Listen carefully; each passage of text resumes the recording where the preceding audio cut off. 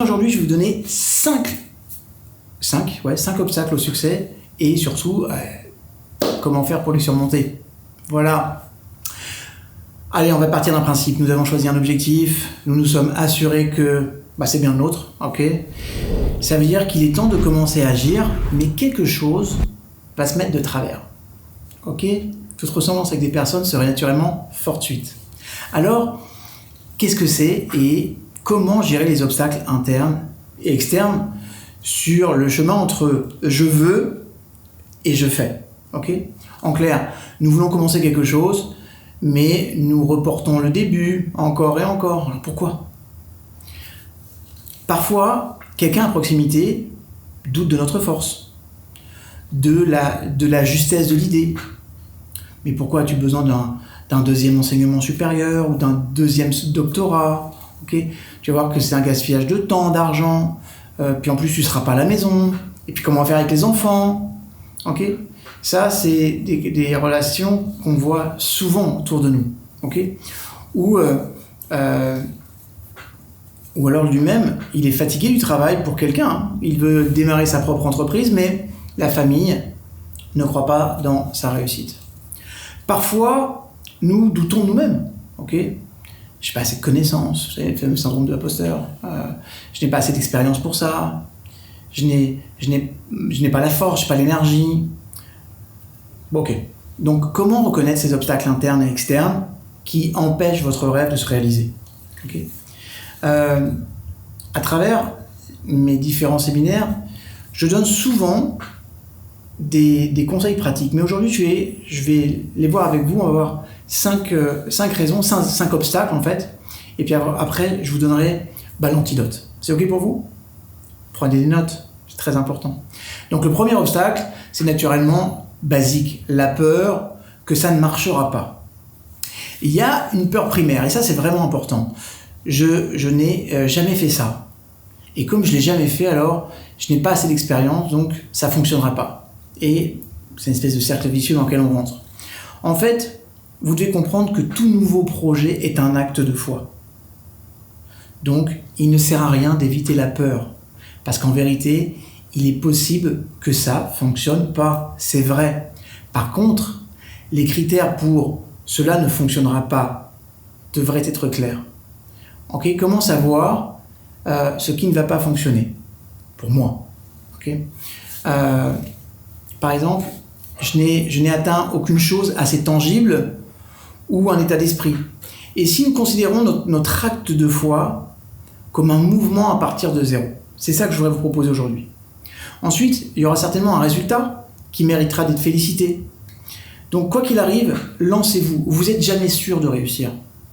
Mais vous ne pourrez le savoir qu'en allant sur le chemin. Okay ? Et en ayant conscience que si vous avez l'envie et l'intelligence de pouvoir vous corriger, vous pourrez avancer. Maintenant, l'antidote, c'est quoi ? Concrétiser votre peur. Quelle action ou quelles actions faut-il entreprendre pour lancer un projet, qu'il s'agisse d'une entreprise ou d'un déménagement ? Peu importe. Quels fonds seront nécessaires ? Les vôtres, empruntés. Regardez, Google va vous aider. Il existe des modèles de calcul, des forums pour ceux qui ont déjà testé une idée similaire par expérience.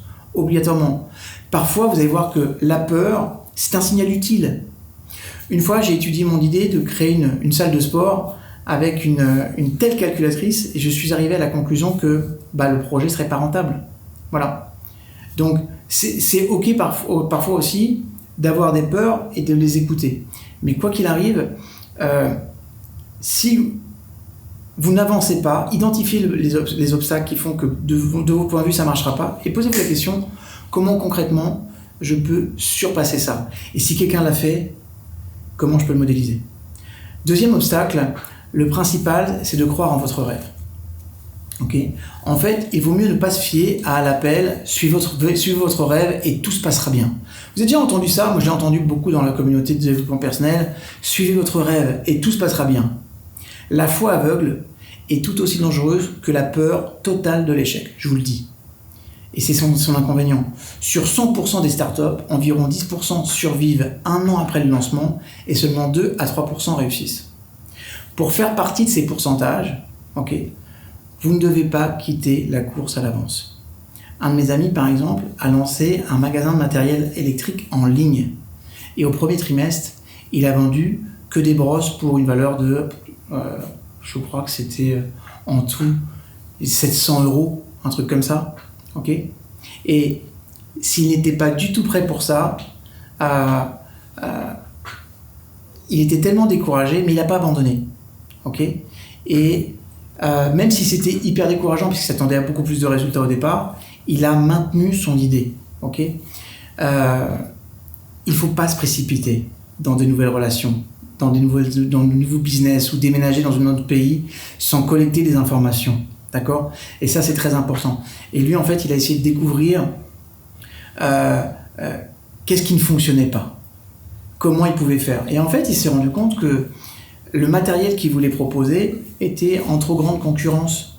Donc, il est resté sur sa dynamique, et il a gardé son rêve, mais par contre, il était objectif quant au fait que ce qu'il avait en tête et le marché qu'il avait décidé dès le départ et sur lequel il voulait être le premier, ok, ne serait pas obligatoirement celui sur lequel il s'investirait compte tenu des retours d'informations qu'il avait eu. Donc l'antidote à ça, c'est quoi ? C'est important de préparer un plan B. Je sais qu'une fois, j'ai entendu des gens sur Internet qui disent « Les personnes qui fabriquent des plans B sont des lâches, n'ont pas de courage ou sont des faibles ». Je trouve que c'est une injonction stupide, mais vraiment stupide, parce que d'abord, c'est complètement décorrélé avec le monde de la réalité. Et moi, je vous garantis que ceux qui ont fait ça ou qui vous disent ça sont des personnes qui n'ont pas du tout été en contact avec des grands champions, parce qu'ils vont vous dire, vous savez, les grands champions, ils n'ont pas de plan B. C'est pas vrai. Ce n'est pas vrai. J'ai travaillé avec des dizaines de champions olympiques et champions du monde. Je peux vous garantir que tous avaient un plan B. Parce que quand tu travailles pendant 4 ans pour les Jeux Olympiques, tu sais que les 3 premiers sur les 200 participants vont être retenus, et encore que tu vas te rappeler du premier, que les 2 autres, tu vas très très vite les oublier. Croyez-moi que vous savez que vous avez la probabilité énorme aussi de ne pas gagner. Et que si tu n'as pas de plan B et que pendant 4 ans, tu ne pensais qu'à ça, tu rentreras en dépression. Donc, sachez une chose, c'est qu'il faut toujours un plan B. Ça veut dire quoi ? Comment agir si ça ne fonctionne pas ? Et si ça fonctionne, mais pas tout de suite, par exemple.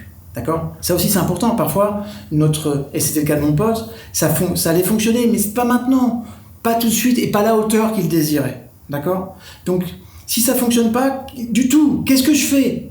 Excusez-moi, tu ne vas pas être abruti. Non, c'est mon plan A, je continue. Mais non, tu es en train de perdre du temps, de l'argent, de l'énergie. Non, il y a un moment donné, il te faut un plan B. Ok ? Et si ça ne fonctionne pas tout de suite comme toi tu le voulais, à la hauteur que tu le voulais, mais que ça te plaît, que tu vois qu'il y a des bribes, des choses qui se passent, qu'est-ce que tu dois faire aussi ? Ça s'appelle la proactivité. Et une personne qui avance en proactivité, je vous le dis, c'est une personne qui est stupide. Parce qu'elle est sûre de se planter. Alors, si vous avez la chance que ça marche, top ! Mais si ça ne marche pas, ça fait beaucoup de dégâts. Donc, les personnes qui ont un plan B ne sont ni faibles, ni stupides. Ce sont les personnes qui sont intelligentes et qui ont cette aptitude à être connectées avec la réalité et à savoir faire ce qu'il faut faire. Okay ? Ça ne veut pas dire qu'on va oublier notre rêve, hein. Jamais, hein. Jamais. Mais ça veut dire que parfois, les vicissitudes de la vie, le monde, nous donne des épreuves et si on n'a pas été capable d'anticiper, ça peut poser problème. Okay ? Aussi, que faire lorsque il y a des nouvelles informations sur notre rêve qui apparaissent ? Comment on peut l'utiliser pour notre propre bénéfice en évaluant, normalement la situation et en prenant des mesures nécessaires. Par exemple, après avoir déménagé dans un autre pays, comment ferons-nous sans nos amis ? Est-ce que on doit d'abord faire de nouvelles connaissances ? Comment ça va se passer ? Okay ? Ça vaut également la peine de vérifier à quel point l'idée elle est réaliste et elle est intéressante. Maintenant, plus elle est créative, toute chose étant égale par ailleurs, par exemple, une équipe forte et un business plan compétent, okay ? Plus il y a de chances de succès, plus il y a de chances d'investissement. Okay ? Alors, ce n'est pas seulement une question de business, mais c'est aussi une question de relation, par exemple. Que puis-je offrir à un partenaire potentiel pour qu'il me choisisse, moi, parmi les autres, sur un site de rencontre ? Ou qu'il soit prêt à investir en moi, émotionnellement, financièrement. Et puis, de manière un peu plus persistante et systématique, aller vers les objectifs que l'on s'est fixés. C'est ça qui est important. Comprenez ? Troisième obstacle, les proches ne me soutiennent pas. Tant pis, je réussirai sans eux. Même s'il semble que ce soit exclusivement notre projet et qu'il ne concerne pas que nous, sachez que le self-made man, c'est un mythe. Ça ne marche plus comme ça aujourd'hui. Toute nouvelle chose dans la vie d'une personne, de la famille ou d'une équipe affectera inévitablement tout le monde. Tout le monde. Donc, nous allons étudier une langue étrangère, obtenir un autre enseignement supérieur ou acheter un abonnement à la salle de sport. Ça signifie qu'une partie du temps, des émotions et de l'attention seront détournées vers quelque chose de différent qu'avant. Il va y avoir des changements. Ça s'appelle la logique systémique. Si la famille et les proches s'y opposent, il ne faut pas se faire des illusions que vous pourrez contourner cette situation sans la discuter en amont. Vous pouvez évidemment mettre tout le monde devant le fait accompli, c'est possible, ça s'appelle la pression, mais est-ce que vous êtes prêt à créer cette hostilité et à vous battre pour ça ? Maintenant, la bonne nouvelle, c'est qu'il y a un antidote. Assurez-vous d'obtenir le soutien de ceux qui vous influencent. Les partenaires de vie, les partenaires d'affaires, le patron, les amis. Parlez à tous les membres de la famille et aux parties qui sont impliqués là-dedans. Identifiez les besoins, les craintes de chacun et puis traitez-les avec soin. Comment ? Avec une conversation directe. Après tout, souvent nous avons peur de l'inconnu. Il y a des choses auxquelles nous sommes habitués et auxquelles nous nous attendons par défaut, j'ai envie de dire. Par exemple, que nous viendrons toujours pour les repas de famille le samedi. Ou alors qu'on ira pêcher avec les garçons. D'accord ? Maintenant, tout va changer. Ça vaut la peine de mettre tout le monde en garde à ce sujet, c'est important. En discutant par exemple de la nouvelle répartition des responsabilités, qui va maintenant naturellement emmener, par exemple, qui va emmener l'enfant à la maternelle, ou qui va acheter la nourriture. D'accord ? Ça veut dire que si la famille s'y oppose quand même, c'est toujours une question de communication. Toujours une question de communication. Donc, recherchez les bons arguments et le bon ton pour être entendu et puis surtout pour être soutenu. Ça, c'est important. Quatrième obstacle, les anciens problèmes qui ne sont pas résolus. Alors, il se peut que ce ne soit pas une idée passionnante de créer quelque chose de nouveau qui nous pousse à changer, mais par exemple, des problèmes non résolus que nous fuyons. Ça arrive souvent. Probablement, nous déployons les anciens scénarios en essayant de créer quelque chose de différent. Après tout, en fait, nous entrons nous-mêmes dans ce nouveau projet qui est inchangé, ce qui signifie que la probabilité de répéter les erreurs, elle est très élevée, d'accord ? Même si l'objectif semble juste, ça vaut la peine de s'assurer au début, en tout cas, que nous ne résolvons pas un problème en créant un autre. L'antidote, c'est quoi ? Il peut arriver qu'après, par exemple, une thérapie, le poste de comptable auparavant détesté se révèle être un excellent travail et que vous n'ayez pas à devenir un acteur à l'âge de 40 ans pour rattraper votre rêve de jeunesse.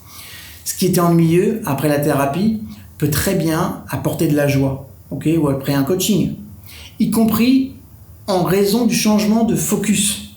Par exemple, nous avons une relation difficile avec un père ou une mère et nous choisissons constamment pour nous-mêmes une entreprise ou un patron où nous retrouverons le modèle habituel, en voyant dans le patron une espèce de papa dictateur ou une mère qui contrôle tout, si vous voyez ce que je veux dire. En fait, nous apprendrons ça lors de nos consultations en coaching ou en thérapie, d'accord ? Et on va commencer à construire des relations avec la direction d'une nouvelle manière. Non pas en tant que parent-enfant, mais en tant que deux adultes. Et du coup, on n'aura plus besoin de fuir vers une nouvelle entreprise ou aller chercher une nouvelle profession. C'est clair ? Dernier obstacle, le cinquième, un manque d'énergie. Toute nouvelle entreprise, tout nouveau développement doit être initié avec une bonne santé mentale et une bonne santé physique. La première année, vous verrez que c'est plus difficile. Il y a une restructuration des anciens modèles, la création de nouvelles connexions, de nouvelles connaissances, le développement des compétences, l'expansion de nos propres frontières personnelles. Et en fait, le corps, il est à la fois sous la pression mentale, mais aussi sous la pression physique. Donc vous verrez que quand on se lance dans une aventure, le stress, dans un objectif, le stress, il est inévitable. Et ça sera dommage si le projet s'effondre parce que nous n'avons pas préparé notre corps au stress. L'antidote, une entreprise, un nouveau projet de vie, rénovation, mariage, enfant, ça demande de la force physique. Donc d'abord effectuer un diagnostic médical. Pourquoi préparons-nous notre voiture avant un long voyage, mais pas nous-mêmes? D'accord? Donc rajoutez-vous des ressources. Pour ça vaut vraiment aussi le coup d'aller voir un médecin, mais aussi de maîtriser des techniques d'autorégulation mentale, qui affectent notre physique. Par exemple, on peut faire de la méditation, de la cohérence cardiaque, assurer d'avoir un bon sommeil, c'est essentiel pour notre productivité. C'est un mythe selon lequel moins on dort, plus on accomplit. C'est tout le contraire. D'accord? Donc ayez une bonne nutrition aussi. Équilibre des protéines, des graisses, des glucides, et idéalement, faites appel à un nutritionniste qui va pouvoir vous aider aussi à ajuster votre régime alimentaire de façon à ce qu'il fournisse l'énergie nécessaire et surtout vous tirer vers le haut. Et même si vous me dites que vous n'avez pas le temps de cuisiner, arrangez-vous avec votre enfant qui va réchauffer votre repas en ressentant sa propre valeur dans l'entreprise familiale par exemple, ou avec votre maman à la retraite qui n'attend que ça pour vous aider. D'accord? Si vous n'avez pas le temps d'aller à la gym, utilisez des entraînements vidéo courts. D'accord? Ça suffit, faites une marche nordique. Ça ne demande pas beaucoup de temps, mais ça donne beaucoup d'énergie. Et c'est ça qui va vous permettre de passer à un niveau supérieur. Sans énergie, sans la conscience énergétique, physique et émotionnelle, vous ne pourrez pas aller bien loin. Je vous aime, je vous retrouve sur une prochaine vidéo, à très bientôt.